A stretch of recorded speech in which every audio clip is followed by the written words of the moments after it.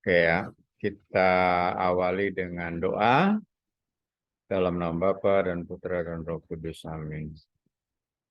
Allah Bapa Maha Pengasih dan Maha Penyayang, kami bersyukur kepadamu karena kami boleh berjumpa dalam kasih-Mu pada pertemuan pembelajaran uh, pada siang hari ini. Hari ini kami akan mendalami salah satu tema dari seluruh kurikulum pendidikan agama Katolik di perguruan tinggi, yakni kami ingin membicarakan tentang moderasi beragama. Bantulah kami agar kami dapat membicarakannya dengan sebaik mungkin sesuai dengan kehendak-Mu, agar apa yang kami bicarakan sungguh kami pahami, kami hayati, dan yang paling penting dapat kami implementasikan dalam kehidupan kami, dalam beragama, dalam berbangsa, bermasyarakat, dan bernegara. Kami serahkan semuanya ke dalam kuasa-Mu melalui Kristus Tuhan kami. Amin. Dalam nama Bapa dan Putra dan Roh Kudus. Amin. Baik,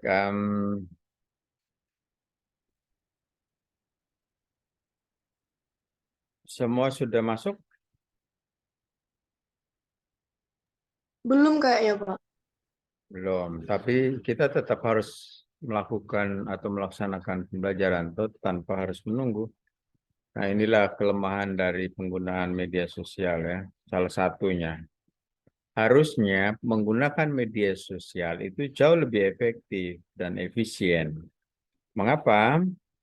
Karena tidak membutuhkan energi untuk berjalan, bukan? Ya, kita tidak perlu membutuhkan waktu untuk berjalan, tidak butuh kendaraan, tidak butuh biaya-biaya seperti beli minyak atau bensin atau apa dan lain-lain.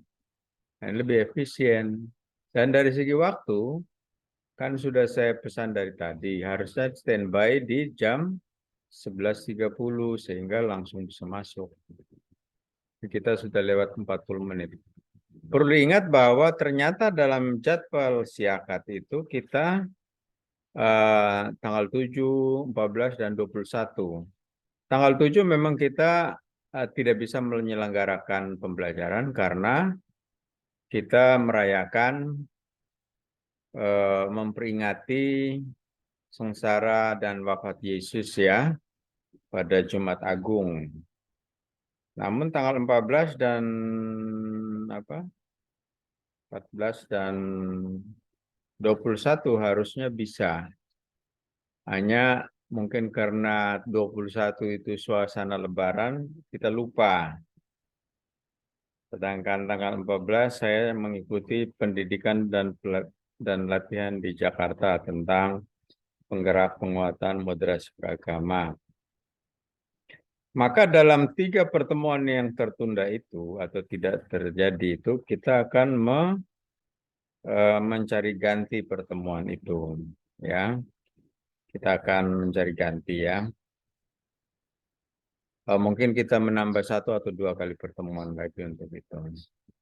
Untuk kali ini kita akan membahas tentang moderasi beragama. Kita belum pernah membahas moderasi beragama ya? Atau sudah? Belum, Pak. Belum, Pak. Ya, mungkin menyinggung-nyinggung sih sudah ya, tapi belum membicarakan secara mendalam. Baik, coba Anda buka videonya masing-masing supaya videonya terekam ya. Silakan. Videonya dibuka. Orangnya maksudnya tampak ya.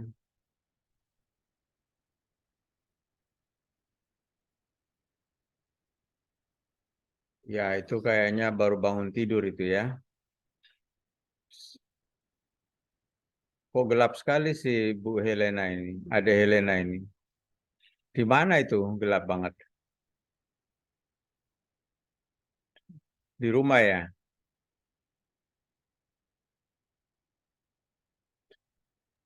Ah, Di kos, Pak. di kos. Oh, bukannya tinggal di rumah? Enggak, kalau waktu kuliah di kos. Oh gitu, oke. Nah, Rini, yang lain belum itu buka videonya. Nah, itu si Aldi itu kok kayak tanduk itu rambutnya itu. Hmm. Nah, nah, itu Alexandra, itu belum kelihatan wajahnya. Yanti, Antrak, Umi, Ami, Ima. Ima belum masuk ya? Oke, Belum, Pak. ini yang coba tunjukkan wajah. Ya, itu maksud saya. Oke, baik. Hari ini kita akan mempelajari tentang moderasi beragama. Mana tadi? Screen dulu.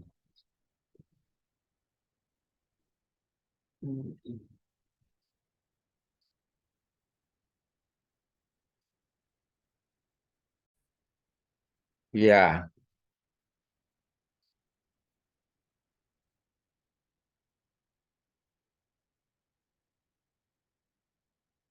jangan dulu dimatikan videonya ya. Soalnya mau direkam. Soalnya kuliah kita itu rupanya diminati orang.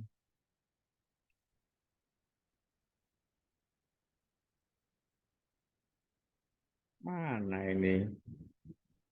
Ah,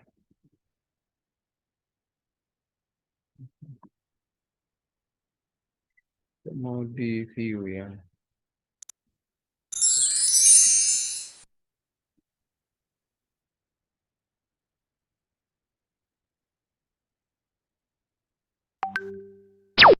Hmm. Ya, ini moderasi beragama. Ini bukunya ya. Ini buku yang pertama kali di launching. Dan memang inilah bukunya. Bahwa di dalam perkembangannya itu kemudian ada yang menerbitkan buku-buku yang lain tentang moderasi beragama. Tetapi semua itu mengacu pada buku ini ya. Buku ini mengacu pada buku ini. Boleh saja mengembangkan, tetapi tetap eh, inti dan apa segala macamnya, kontennya apa itu harus sama dengan buku ini. Nah, buku ini terdiri dari 3 bagian pokok, ya, yaitu pertama kajian konseptual moderasi beragama, kemudian terdiri dari subbagian pengertian, prinsip, landasan, indikator, dan moderasi beragama di antara ekstrem kiri dan kanan. Nah, pengertian itu bicara tentang apa itu moderasi ya. Kemudian prinsip itu berbicara tentang 2 prinsip pokok moderasi beragama dan landasan itu berbicara tentang landasan moderasi beragama dari berbagai agama. Nanti kita akan fokus di agama Katolik ya. Kemudian yang keempat itu indikator moderasi beragama yang ada 4 itu nanti kita dalami semua.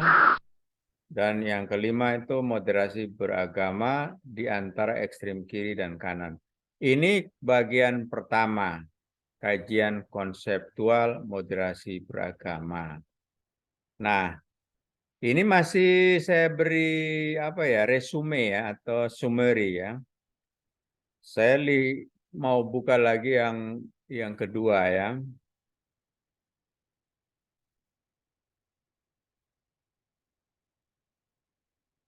Hah? Oh, yang kedua itu bagian ketiga ya.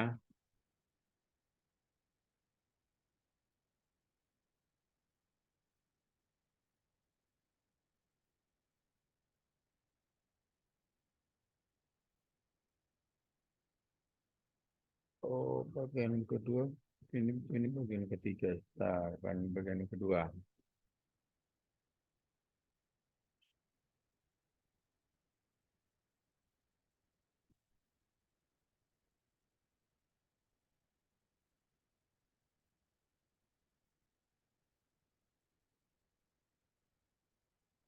Ini bagian pertama kedua tadi lah sudah tadi. Bukan ya? Bentar.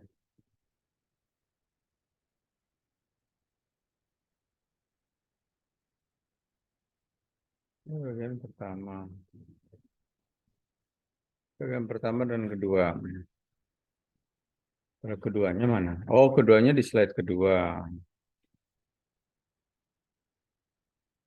Sorry, saya belum buka slide keduanya. Itu tadi saya sudah memberikan pengantar bagian pertama. Ini bagian yang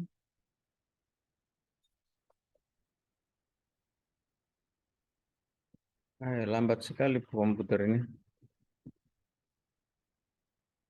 Nah, ini bagian kedua. Ini macet di komputer ini, lambat kerjanya.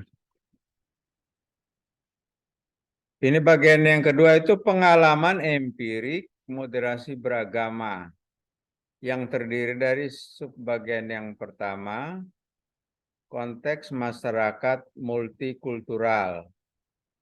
Subbagian yang kedua itu modal sosial, terus yang ketiga penguatan toleransi aktif, yang keempat moderasi beragama untuk nir kekerasan, dan yang kelima subbagian 5 adalah moderasi beragama di era disrupsi. Nah, ini dia punya ringkasannya. Subbagian pertama bicara tentang realitas plural majemuk masyarakat Indonesia yang merupakan anugerah Allah dan menjadi kekuatan bangsa kita yang perlu dijaga, dikembangkan, karena menjadi kekuatan tetapi juga rentan konflik ya. Kemudian bagian yang kedua modal sosial itu bicara tentang beberapa modal sosial yang menjadi kekuatan bangsa dalam membangun negara bangsa pada umumnya maupun membangun moderasi beragama. Subbagian ketiga moderasi beragama untuk penguatan toleransi aktif yang menegaskan bahwa moderasi beragama itu adalah proses dan ya juga merupakan konten dari upaya-upaya untuk mencapai tujuan yaitu toleransi dan kerukunan umat beragama. Dan dalam hal ini kita hendaknya mengembangkan toleransi aktif, toleransi sejati yang akan memperkuat kebinekaan kita. Kemudian moderasi beragama untuk nir kekerasan. Maksudnya adalah moderasi beragama ini akan menjadi kekuatan untuk menangkal, mencegah kekerasan-kekerasan seperti radikalisme, ekstremisme, terorisme, dan kekerasan-kekerasan lainnya yang terjadi dimanapun. Ya, mungkin termasuk kekerasan dalam rumah tangga juga ya. Nah, moderasi beragama itu diharapkan itu mencegah. Tapi kalau memang sudah terjadi kekerasan, kejahatan, atau kriminalitas, maka moderasi beragama adalah sarana atau wadah untuk menyelesaikan, merekonsiliasi, dan sebagainya. Mengupayakan agar kejahatan tadi, kekerasan tadi, kriminalitas tadi bisa terjadi pemulihan, terjadi perbaikan, dan kerukunan bisa tercipta kembali, harmonisasi bisa terwujud kembali. Itu maksudnya. Lalu itu moderasi beragama. Carolina apa ini? Bentar. Oh,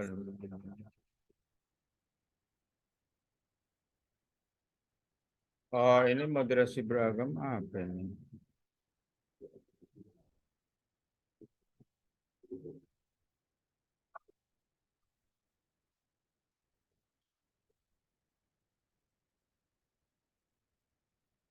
Oh, moderasi beragama di era bentar.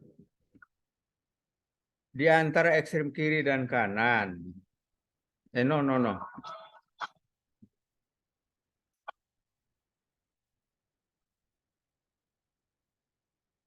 Apa yang ini?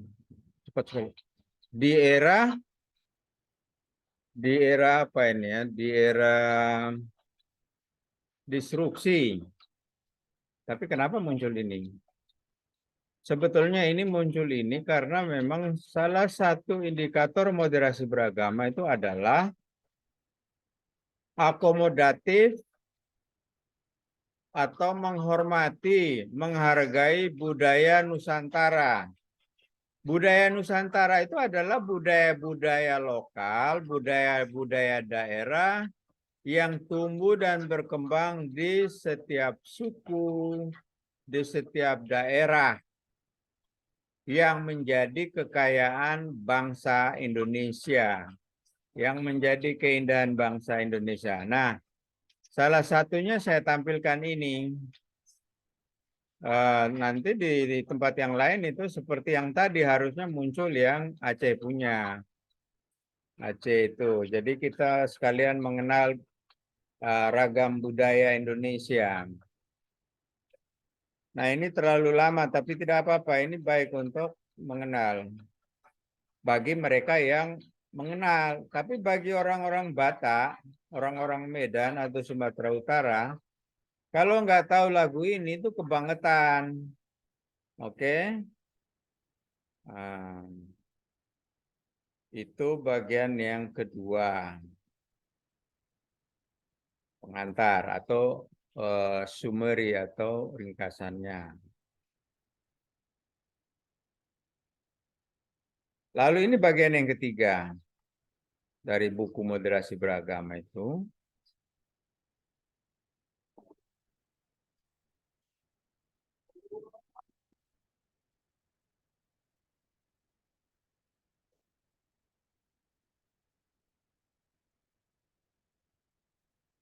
Yaitu strategi penguatan dan implementasi moderasi beragama. Nah, ini pengantar ya.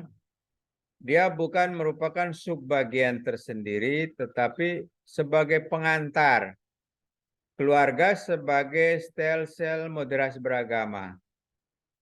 Sebagaimana kita ketahui bahwa keluarga itu dalam bidang pendidikan itu juga dikenal sebagai lingkungan pendidikan pertama dan utama.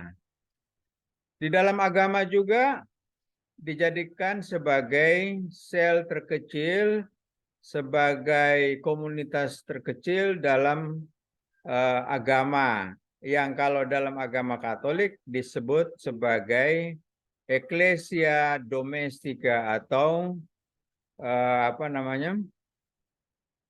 keluarga sebagai gereja rumah tangga, di mana diharapkan keluarga ini dalam bidang agama, dalam bidang pendidikan, dalam bidang apapun menjadi tempat pertama dan utama persemaian, internalisasi, pengalaman-pengalaman pendidikan baik agama maupun pendidikan pada umumnya, termasuk pendidikan moral, pendidikan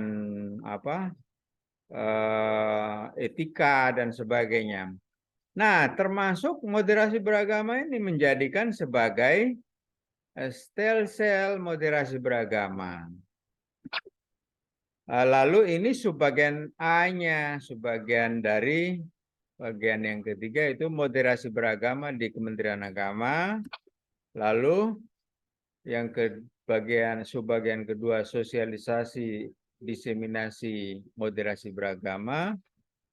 Yang termasuk saat ini saya lakukan ini adalah pembelajaran atau pendidikan moderasi beragama yang sekaligus mempunyai fungsi untuk mensosialisasi atau mendiseminasi moderasi beragama kepada Anda sebagai bagian integral dari seluruh masyarakat Indonesia. Yang keempat, maksud saya subbagian yang keempat, pelembagaan atau implementasi moderasi beragama.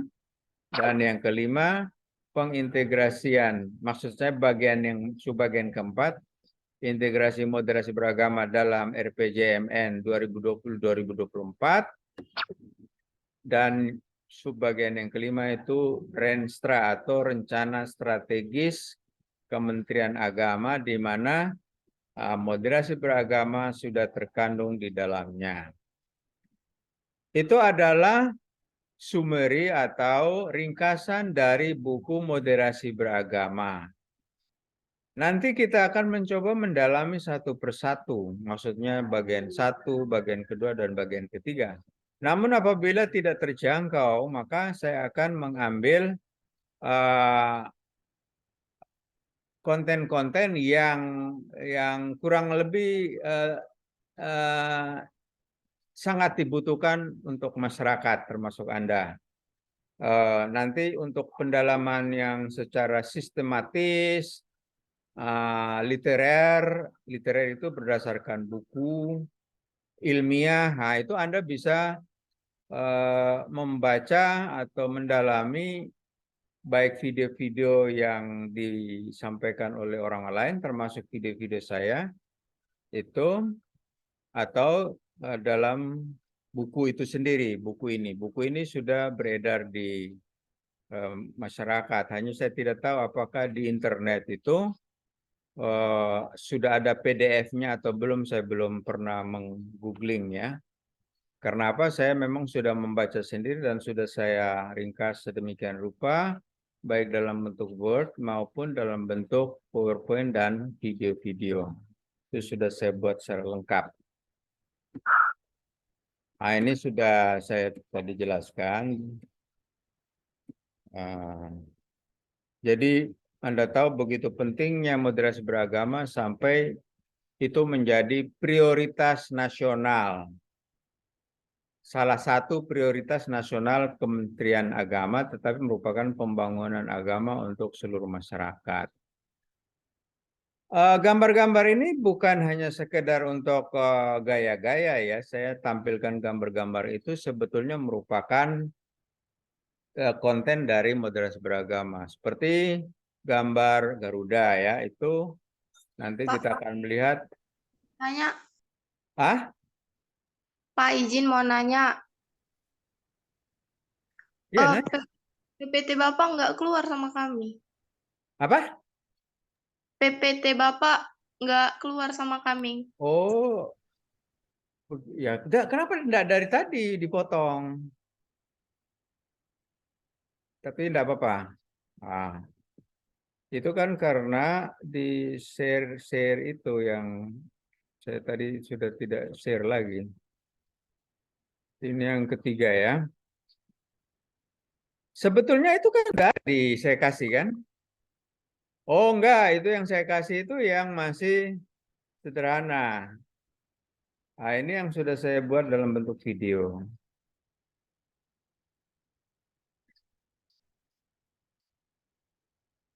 Nah, begini aja.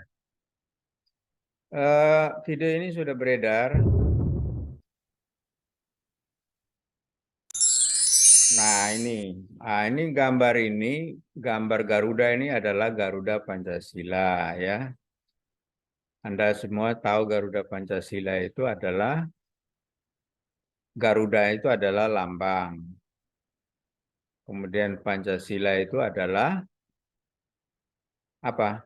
Dasar negara kita, filosofi negara kita, pandangan hidup negara kita, way of life, terus apalagi sumber dari segala sumber hukum.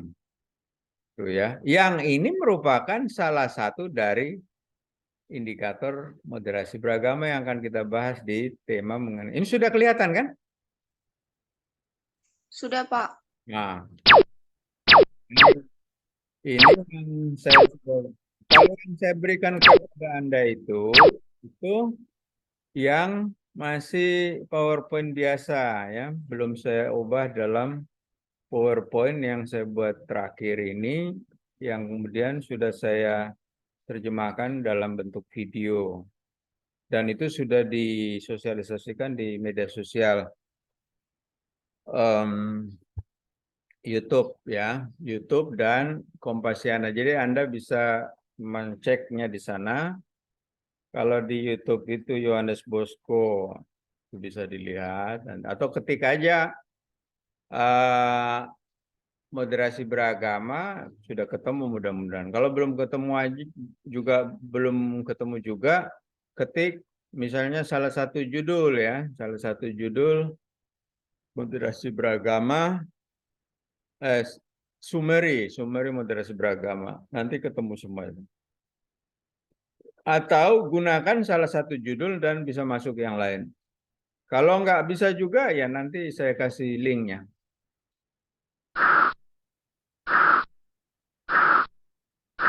Nah, itu ringkasan. Nah, ini juga saya tampilkan lagu Sumatera Barat ya. Nanti bisa di googling sendiri. Nah, ini yang akhir dari video ini. Nah, itu yang ringkasan dari bagian pertama, kedua, ketiga sudah saya berikan ringkasannya. Nah, sekarang kita melihat yang kedua. Kedua itu maksudnya kita mulai melihat isinya.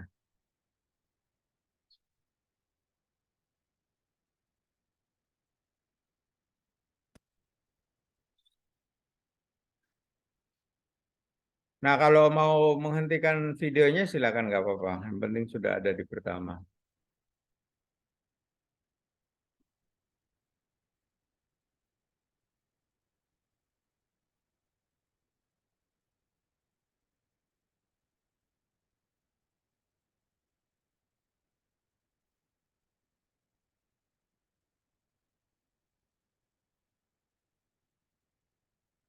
Baik, kita mulai melihat isi satu persatu.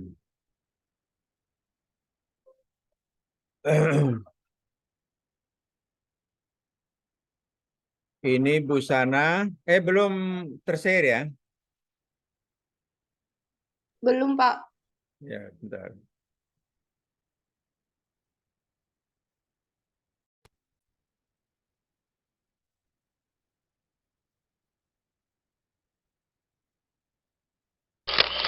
Ini pasti sudah kelihatan. Ini busana ada triangle ya. Jadi kalau Anda pencinta budaya, pencinta tradisi, akan sangat tertarik dengan melihat budaya, melihat kultur kita, melihat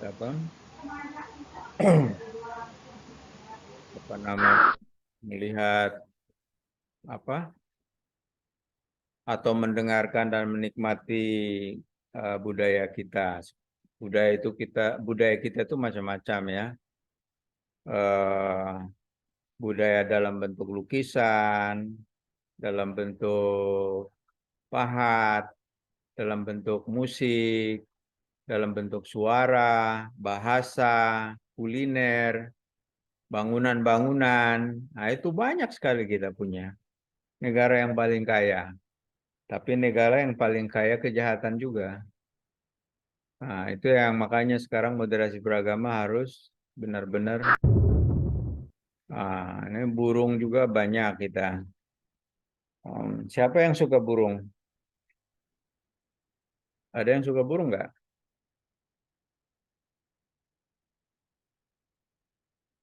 Kalau nggak suka burung nggak? Ini juga lambang. Selamat pagi semua. Oh, ini saya belum saudara sebangsa dan setanah air. Apa? Yang saya kasihi, saya ubah dulu ya.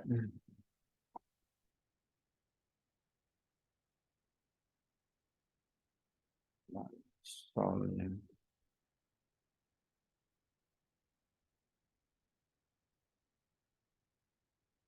Saya belum sempat mengubahnya. Mana nih suaranya diterjemah di mana? Oke lah, enggak apa-apa. Mungkin juga saya tunjukkan dan kamu mendengarkan.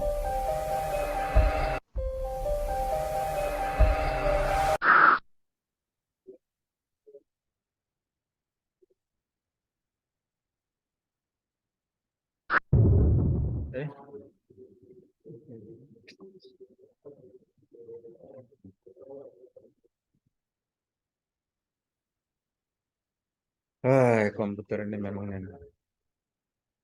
lambat sekali.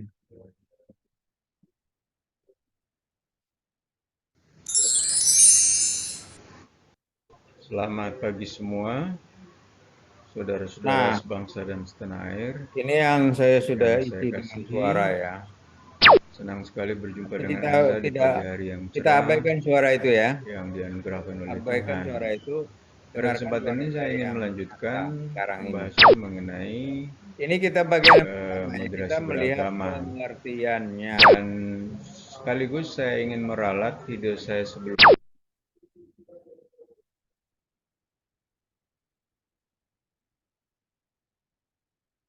inilah kalau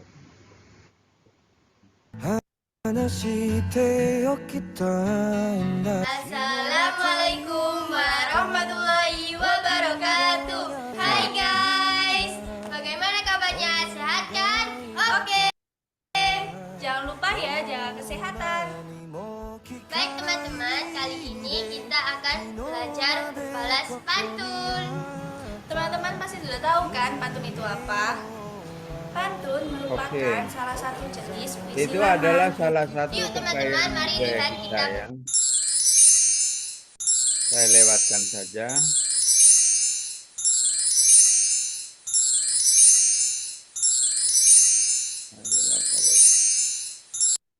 Kan moderasi beragama. Nah ini. Namun sebelum kita melihat lebih lanjut, nah ini yang mau saya sampaikan sekarang ini yaitu moderasi beragama, pengertiannya, pengertian moderasi beragama. Pulau Moro, Kepulauan Riau ya. Inilah kekayaan alam kita. Atau kita dengarkan saja yang aja ya. Kaya. Saya juga berhenti. Salah satu kekayaan adalah kekayaan Allah, itu pemandangan yang dapat menjadi sumber kelihatan toh devisa atau sumber pemasukan negara melalui wisata atau enggak kelihatan lagi turisme atau kunjungan turis baik lokal, nasional maupun internasional. Suaranya kedengaran nggak? Dengar, Pak. Moderasi beragama dari etimologi kemudian dirumuskan secara definitif dengan statement seperti demikian: cara pandang, cara pikir, sikap dan perilaku yang selalu mengambil posisi di tengah-tengah, selalu bertindak adil dan tidak ekstrim dalam beragama. Tentu juga dalam arti luas dalam konteks hidup berbangsa dan bernegara. Kemudian moderasi beragama sesungguhnya merupakan kunci terciptanya toleransi dan kerukunan baik tingkat lokal, nasional maupun global. Moderasi beragama kemudian merupakan keseimbangan antara pengamalan agama sendiri yaitu eksklusif dan penghormatan kepada praktek beragama orang lain yang berbeda keyakinan atau inklusif. Di sini dimaksudkan bahwa ketika kita sungguh-sungguh menghayati dan mengamalkan ajaran kita dengan baik, kemudian bersikap terbuka atau inklusif pada praktek beragama orang lain, menghormati, menghargai, maka itulah yang disebut moderasi beragama. Nanti kita akan lebih mendalami lagi indikator moderasi beragama. Kemudian keseimbangan atau jalan tengah dalam praktek beragama ini pasti menghindarkan kita dari sikap ekstrim yang berlebihan, fanatisme, dan sikap revolusioner dalam beragama. Tentu selalu diperluas dalam konteks hidup berbangsa dan bernegara. Karena mana basicnya adalah hidup beragama baik dan rukun, inklusif, menghargai satu sama lain, maka itu akan menjamin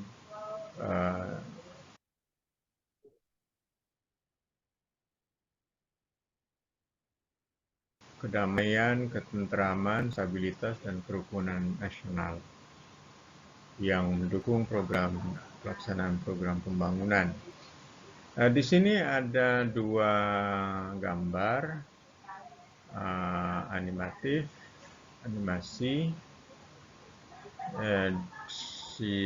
Yang ini itu menggambarkan gambar yang